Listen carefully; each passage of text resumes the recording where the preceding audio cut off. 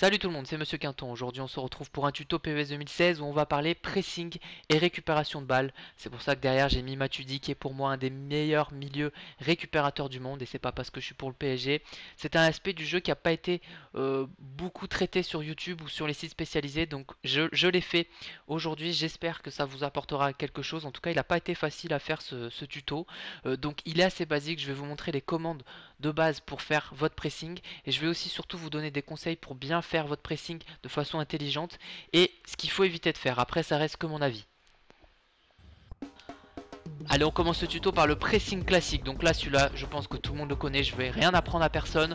Le pressing classique, c'est le joueur que vous contrôlez. Vous appuyez sur croix et R1 pour accélérer. Donc vous pouvez appuyer que sur croix mais il ne va pas accélérer. Je vous conseille plus d'appuyer sur croix et R1 pour accélérer vers l'adversaire et mettre votre pied en opposition. Donc quand vous faites croix, en fait, le joueur que vous contrôlez met son pied en opposition. Et il ne faut pas hésiter à l'utiliser quand l'adversaire va lâcher une frappe pour le gêner tout simplement. Parce que vous savez que dans PES, quand vous gênez le tireur, la frappe elle est un petit peu dévissée, elle est un petit peu déviée. Donc faut pas hésiter à mettre son pied en opposition quand l'adversaire va lâcher une frappe.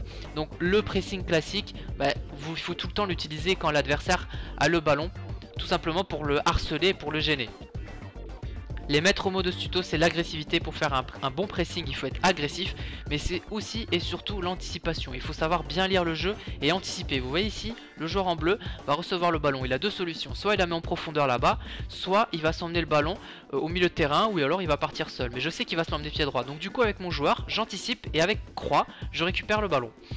Le pressing coéquipier, donc il y a pas mal de joueurs qui, j'ai l'impression, qui soit n'utilisent pas cette commande, soit ne connaissent pas cette commande. Donc là c'est simple, vous appuyez sur croix pour presser avec votre joueur comme d'habitude, mais vous appuyez aussi sur carré, et là ça sera le joueur le plus proche qui va venir presser. Donc il y aura deux joueurs qui presseront votre adversaire, donc c'est très utile. Par contre ça peut désorganiser un peu votre équipe, et surtout le joueur adverse en un dribble, il peut dribbler vos deux joueurs comme ici. Moi perso j'utilise tout le temps la touche croix pour presser, je pense comme tous les joueurs. Et j'utilise aussi également beaucoup la touche carré pour faire un pressing coéquipier. Sauf qu'il faut savoir l'utiliser à bon escient. Vous voyez ici j'ai utilisé la touche carré pour demander à Godin de presser mon adversaire. Sauf que c'est pas un bon plan, parce que derrière mon défenseur central, il va venir presser mais il va se faire dribbler et il va laisser la défense centrale seule. Il n'y a plus de défenseur central, donc c'est très très dangereux. Donc il faut pas utiliser vos défenseurs centraux pour presser à 30 mètres, 40 mètres, 50 mètres des buts. C'est beaucoup trop dangereux, il faut plutôt défendre en reculant et pas leur demander de presser. Vous voyez ici c'est un peu l'exemple inverse où j'utilise mon milieu défensif pour presser et je lui demande de presser seul sans aide de coéquipier. Ouais, mais du coup il se fait dribbler, l'autre il fait la technique du tourniquet et derrière il y a un trou au milieu. Ce que je vous conseille déjà au niveau tactique, c'est de mettre le réglage pressing constant agressif. Comme ça l'ordinateur il est conditionné pour faire un pressing agressif sur l'adversaire. Je l'utilise tout le temps, tous les matchs, que j'ai une petite équipe, une grosse équipe, que je sois mené ou pas, j'utilise tout le temps. Peut-être à tort, mais en tout cas mon style de jeu c'est un pressing important, harceler l'adversaire tout le temps. Alors l'anticipation, je reviens là-dessus, regardez ici.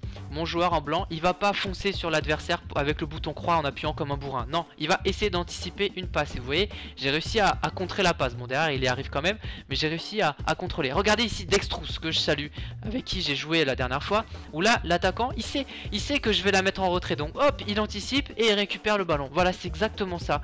Le pressing, c'est de l'anticipation.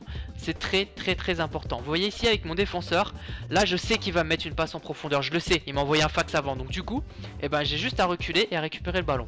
Là dans ce cas présent, quand vous avez un adversaire qui fait une passe en retrait, avec le bouton L1 vous changez de joueur, vous contrôlez le joueur de l'autre côté et vous voyez l'adversaire il l'a vu et donc du coup il a fait un dégagement n'importe comment parce qu'il a eu peur que je récupère le ballon. Ça aussi ça peut arriver dans des matchs en ligne. Vous voyez ici le joueur en jaune, j'ai l'impression qu'il va faire une passe en profondeur au joueur avec la flèche en blanc. Donc du coup, avec mon joueur que je contrôle, je fais un tacle pour anticiper une éventuelle passe, pas pour le tacler. Mais il faut pas hésiter à tacler, même si vous taclez dans le vent, c'est pas grave, c'est de l'anticipation et vous allez récupérer des ballons comme ça. Pour monter le bloc équipe, vous appuyez sur la touche droite ou la touche gauche du pavé directionnel. Donc ça permet de faire monter le bloc équipe. C'est quelque chose que j'utilise très très très rarement, mais qui peut être très utile pour perturber l'adversaire. Mais par contre c'est assez dangereux.